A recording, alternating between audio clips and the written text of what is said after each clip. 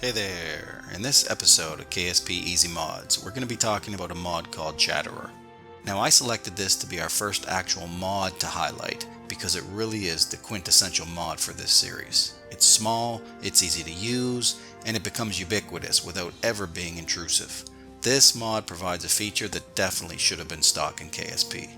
So for those of you who don't know, Chatterer is a mod that adds several sounds to the game. But most notably, it simulates communication between Kerbals in the command center and those on mission. These communications were taken from actual astronaut exchanges and then scrambled into a Kerbally gibberish that really brings some more life into the game. So let's do a quick CKAN install and then we'll have a look, or maybe I should say listen, to Chatterer. Alright, so let's fire up CKAN. And it's going to do its update repositories. Alright, we're going to find the mod with the filter. So type chat, and there we get Chatterer. We will select installed. But before we go ahead and do that, let's look at the relationships tab. So if we start off with dependencies, there's none. Recommendations, none. Conflicts, none. So you can see very straightforward from a relationships perspective, no dependencies or conflicts. So let's go to our change set tab, and we have the install pending. Click apply, and there we go. Delete that out. And Chatterer is now installed. So let's jump in game and try it out. So I already have a save game ready to go to demonstrate this. Let's select that. Now, Chatterer is fully ready to go in its default configuration. You don't have to set anything up to activate it. You could basically play with Chatterer right now without doing anything. All we have to do is put a ship together in the VAB or the spaceplane hangar and launch it to hear Chatterer in action. So let's do that. So let's go to the VAB. Now there are no parts associated with Chatterer as it's just a sound mod, but what we'll want to do is put together a very simple ship here just to demonstrate some of the Chatterer features.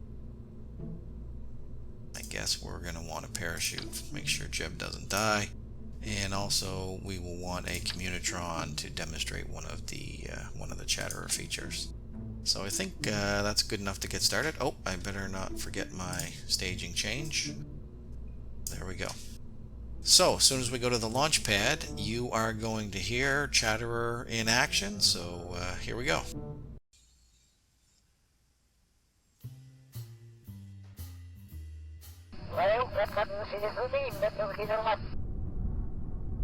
There was the first one. And there's a response. So there was a couple voice Chatterer events that you heard right off the bat as well.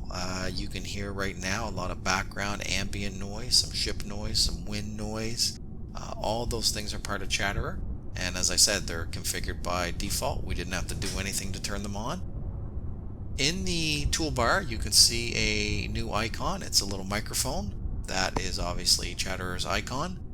You'll notice it change color as the Chatterer events play, blue and green. But if you just want to select that icon, then we can look at the Chatterer settings menu. So basically it's got 4 groupings here plus a mute button and a close button.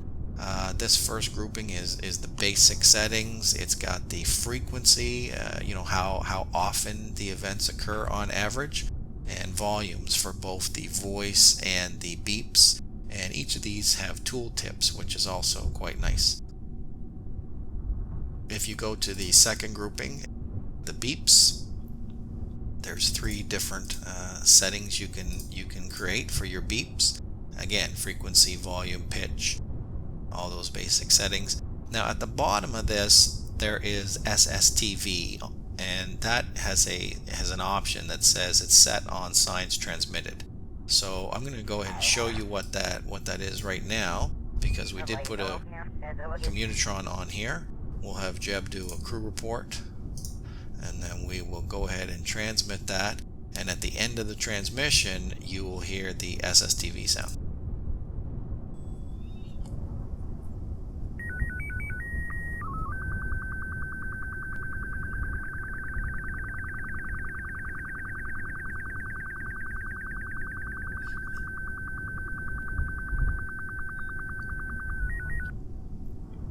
So great little sound effect there.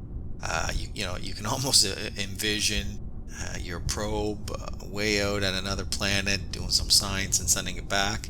It reminds me quite a bit of, although it's not exact, of course, it reminds me like two modems trying to connect over the telephone lines there back in the day.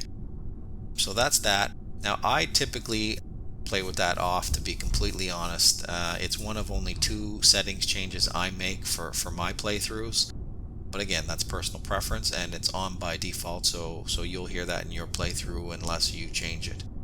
The next grouping, AAE, is really the background sounds. So there's settings at the top here for your ship sounds, as well as settings at the bottom here for breath, airlock, and wind. And in fact, you can hear those right now. The wind volume is one of the more persistent sounds you can hear as we sit here on the launch pad. And if I turn that down, I'm going to try to bring into focus for you the ship background noises. So that low sort of howly hum, I just think that's great. To me, that's very immersive. It makes me think of, the ship's mechanical systems, the pumps, the fans, the electronic systems. It gives a little sound there, which for me adds a lot to the immersion. I love it. There is an option, and this is the other setting which I actually change. Right now, those sounds are part of your experience, whether you're in a ship view or in the IVA view. I typically set that to be in IVA only. And the reason I do is I play a fair bit of my KSP in IVA mode. And for me, it helps, the immersion and the distinction between the two modes. So when we're out here in ship view, we have the wind sound and the other default KSP noise. But then when we switch into the IVA, it brings up that ship sound. So again, for me, because I spend time in IVA, it creates it adds to that immersion and creates a difference as I go back and forth between the two modes. But again, personal preference. By default, it is set to play all the time, so if you don't change it, you're going to hear it just like this. The last of the four main groupings here is basically just some self-evident settings. Tooltip you can see is turned on, but you can turn that off. The only one that I will sometimes change here is the Insta Chatter key. I will set that because in making videos about KSP, it's often helpful to be able to on demand call up a chatter event, to line up with something that you're doing in the video, rather than trying to react in your video when a default chatter event happens at random. So when you set that to a key, you can make a chatter event happen on demand, just like that.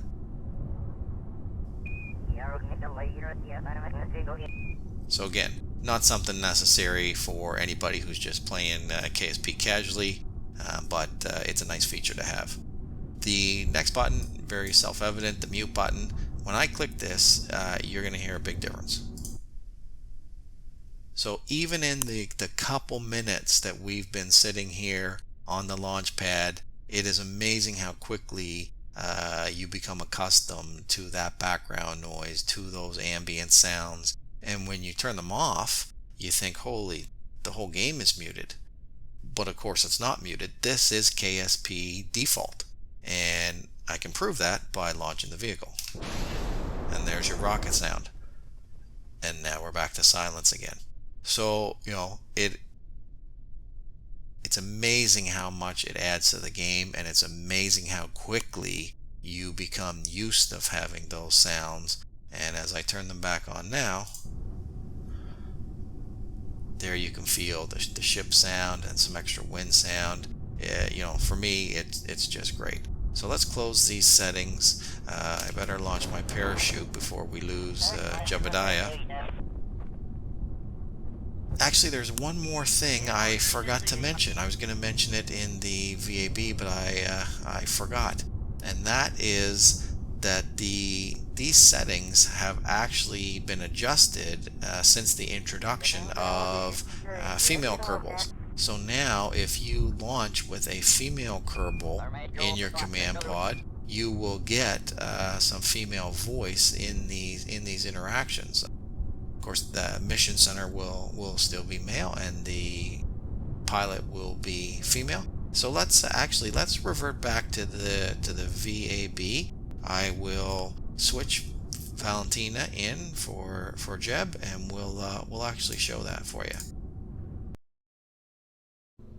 All right, so let's get Valentina in the driver's seat here and launch again, and you should right away hear her.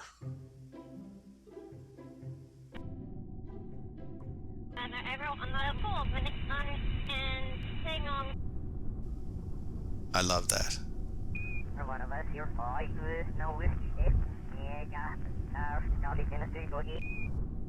You know, once again, it's just another piece of immersion that really helps the game. So I've been, using this mod since KSP version 0.23, but I never realized how much a part of the game it had become for me until I missed installing it during my upgrade from 0.90 to 1.02.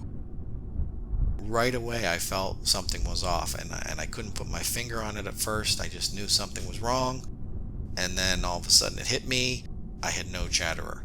So, after using it for so long and starting to take those little beeps and squawks for granted, I was reminded in a very tangible way how such a subtle thing can make such a huge difference. That's what makes this mod so great. So if you don't have Chatterer already installed, I highly recommend you go get it. It is a fantastic little mod. You're going to love it. Well, that's it for today. So enjoy Chatterer on your future flights, and we'll see you in the next episode. Take care.